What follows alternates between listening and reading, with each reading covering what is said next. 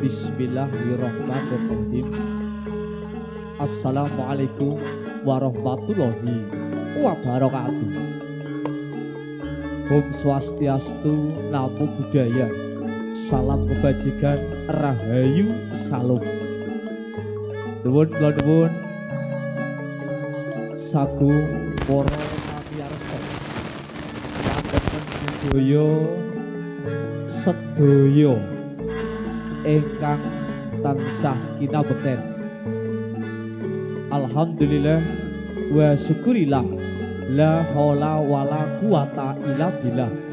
Amma ba'da, idi palilah Gusti kang hamerbing dumadi jalaran hati trirati. Wekdal dalu punika kula saha panjenengan sedaya saged sesarengan empal mujahah wonten papan pawiwahan ing ari kelanggahan dalu punika kanthi pinanggih rahayu widodo kalis saking neskala punapa. Amin. Sowan kula katampi konjuk dhateng para pamirsa pandemen budaya Kawula sak kanca keluarga ageng Dolalak Putri Dewangga ingkang mijil saking Laladan Purworejo Jawa Tengah Indonesia. Lumantar kula ngaturaken matur sembah nuwun katur segenap kadang pamitra ing dalu menika. Kula sak kanca ing mangke anggenipun derek suka mari suka dumugi tabuh sanga wekdal iring kilen mangge rahayu lancar dumugi wusananing adicara. Sugeng dalu sugeng midhangetaken sugeng amirsani mbok bilih ing mangke estu kirang suba sita ramsulaken kula matur solah bawa kula sak kanca keluarga ageng Dolalak Putri Dewangga ngaturaken agunging panaksama. Nuwun nuwun nuwun kula nuwun. La yo cok yo cok angkat yo cok. Yo ah.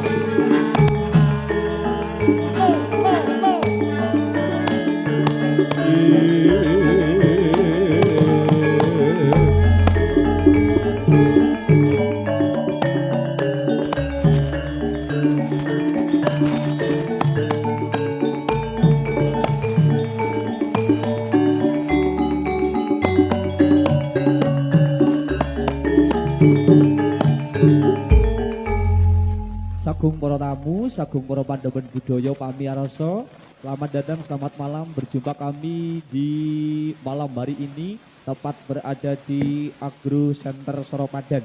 Terima kasih segenap panitia penyelenggara dan juga sebagaimana malam hari ini Dewangga Dolalak putrinya anak muda yang beralamat pusat ada di kota berirama Purworejo Jawa Tengah Indonesia. Nggih, atas pundi wekdalipun sasana dalu kepareng katur panjenengan sedaya sugeng midhangetaken sugeng amirsani sumangga.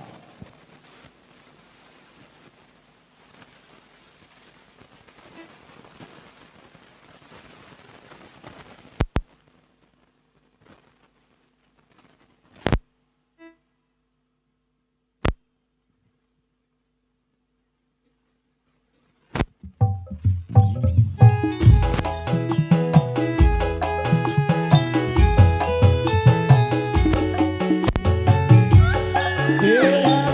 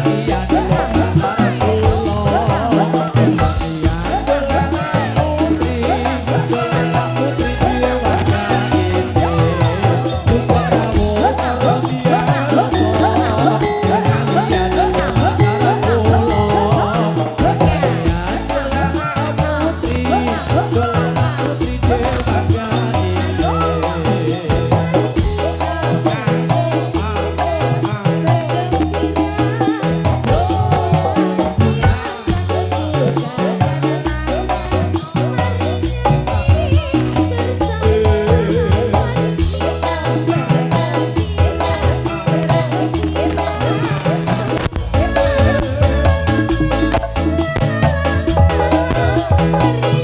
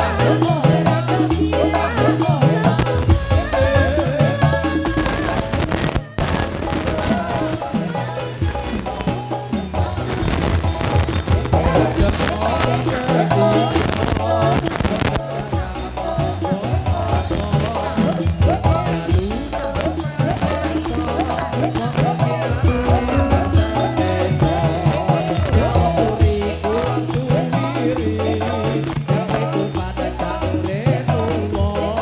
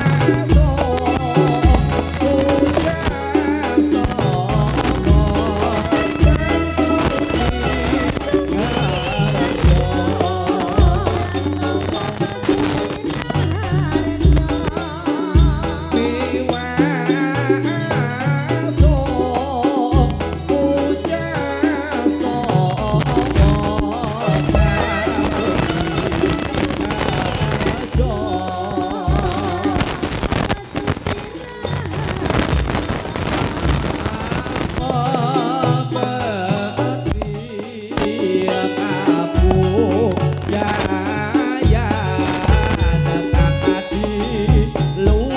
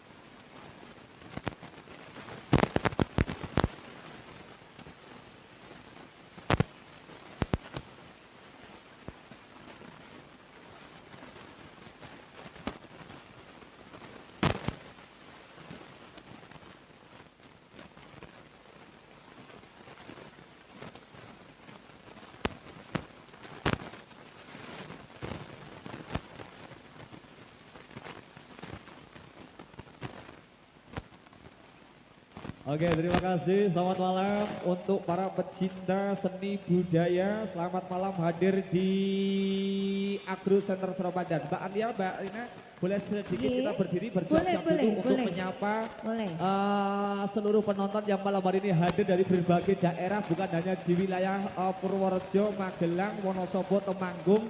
Terkhusus malam hari ini penonton yang paling jauh juga hadir dari berbagai wilayah Indonesia. Tadi ada yang WA dari Yogyakarta. Terima kasih. Ada yang paling jauh lagi penonton Dewangga malam ini ada nggak? Ada nggak? Mana ini? Yang itu dari Papua katanya. Kelihatan dari kulitnya itu agak-agak eksotik gitu loh, eksotik gitu. Mbak Alia di siapa sebelah sana dari jauh dari mana? Dari Pak? Yang di sebelah kiri saya ini yang paling jauh dari mana? Dari kota mana ini? Dari tante, kakak, adik, bapak ya? Ini cilik dari rumah. Dari rumah ya aku ya dari rumah. Oke. Terima kasih Mbak Arya, Mbak Rina. Ya, malam hari ini kita sembari memperkenalkan diri bahwasanya di setiap kabupaten, setiap kota mempunyai seni tradisi yang berbeda. Betul. Ya. Walaupun berbeda-beda tetapi tetap satu tujuan. Bineka Tunggal Ika. NKRI harga mati. Malam hari ini di panggung ini panggung berapa ya? Panggung berapa ini? Panggung budaya ya. Panggung 2, panggung budaya dalam suasana pekan Agro Digital Inovasi. Apa to iki acarane, Bang? Kowe ra iso maca bedene sakmene panggung budaya Pekan Agro Digital dan Inovasi Jawa Tengah 2026. Temanya mewujudkan apa? Mewujudkan regenerasi petani unggul. Dan iso maca akselerasi swasembada pangan melalui inovasi pertanian berkelanjutan.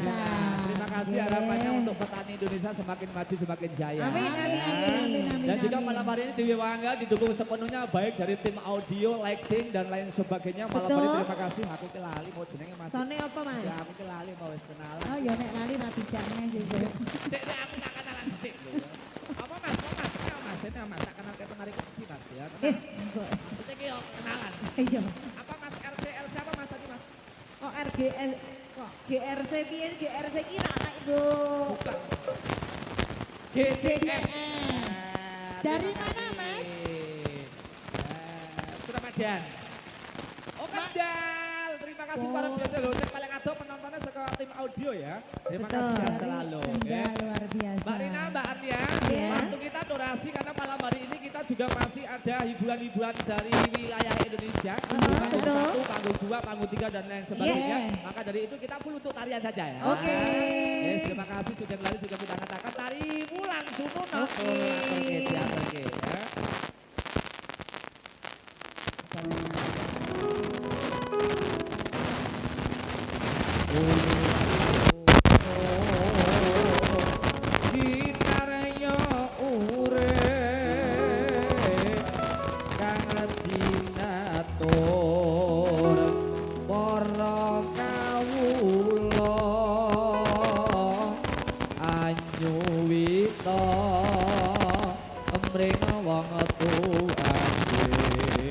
Rama Poma Dipona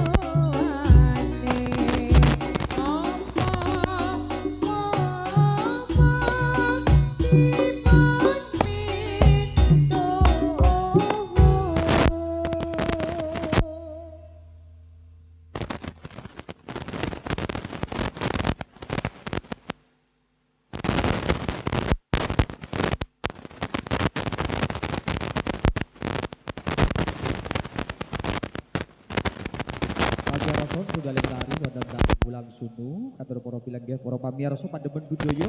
Kadang kalau penunda terima kasih ucapan banyak terkhusus buat rekan-rekan yang malam hari ini hadir di tengah-tengah acara. Dan kami dari Kota Besar Dolala Putri Dewang dari Kota Purworejo Meriyama Marak Sowan Kabeh Terangkat panjenengan sami nggih. Tari kali salah pun sasana dalung atau kepanjenengan sami sugeng dalu sugeng pidhanakan sugeng angger sami. Sumangga.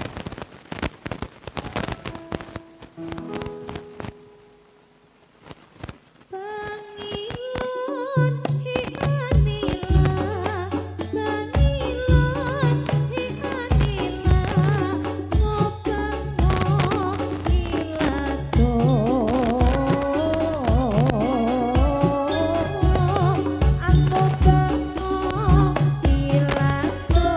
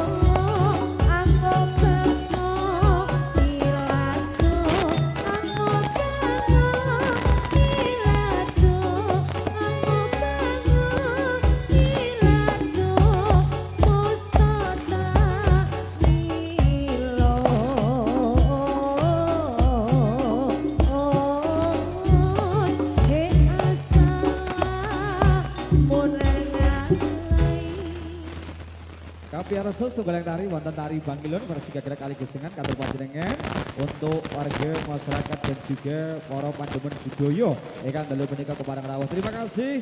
Satu tarian dari Dolalak Putri Dewi Angga asli dari Kota Berik Irama Purworejo punya. Malam hari ini hadir tepat ada di panggung budaya Pekan Agro Digital dan Inovasi 2026 Jawa Tengah. Terima kasih Sugeng Midhangetaken Sugeng Amerasani.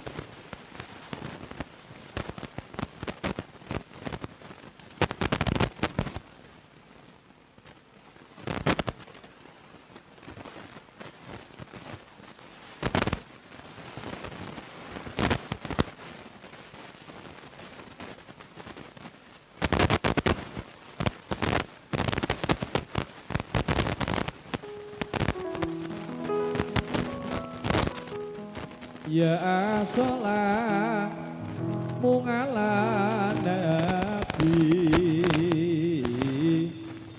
ya sholat mungala rasul lila asofi dapuro rahimina Allah dapuro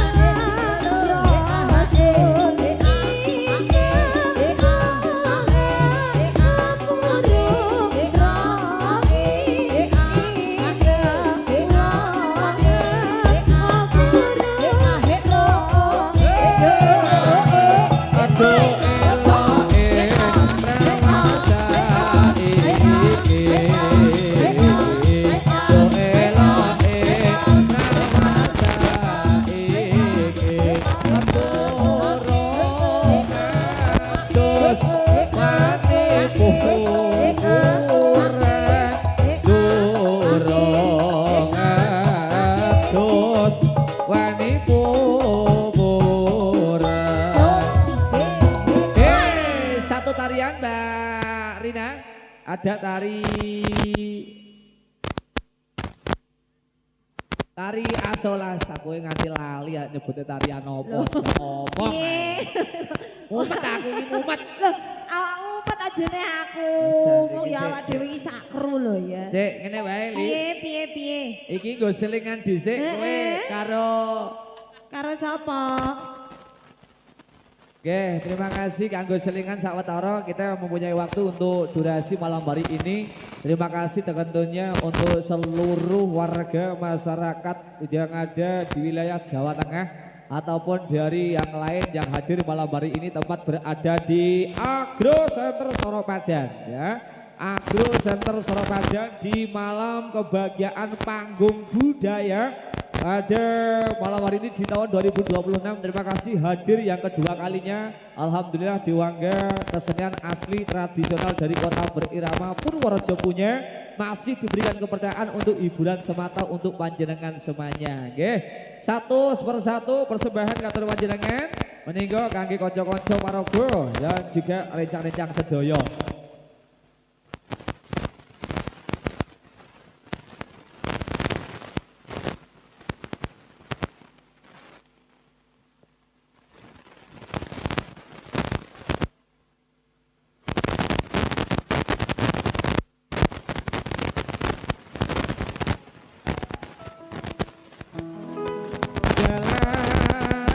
Jalan di numpas sepuh